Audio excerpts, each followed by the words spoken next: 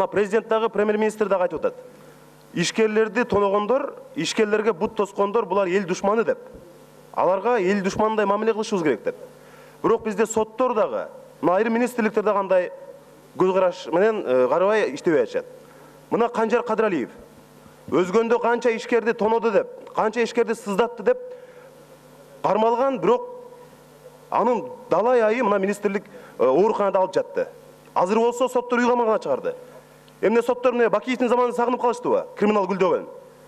Муну караш керек да. Эми ишкерлерди тоноп, эртең кайра ошол криминал айылына барып төлөө өткөрсө, ишкерлер кимге ишенет? Өкмөткө ишенеби, мамлекетке ишенеби? Аларды карашыбыз керек. Ысык көлдө дагы, Ошто, башка жакта баланчанын балдары деген бир түшүнүк бар экен.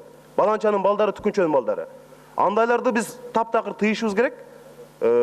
Буга жогорку кеңеш дагы, өкмөт баарыбыз чогуу чаран күрөшүшүбүз керек деп ойлойм. Батукаевка ошо министрлик мына ооруп атат, эртең өлөт деп справка берип коюп эмне болду? Анын баарын көрүп атабыз.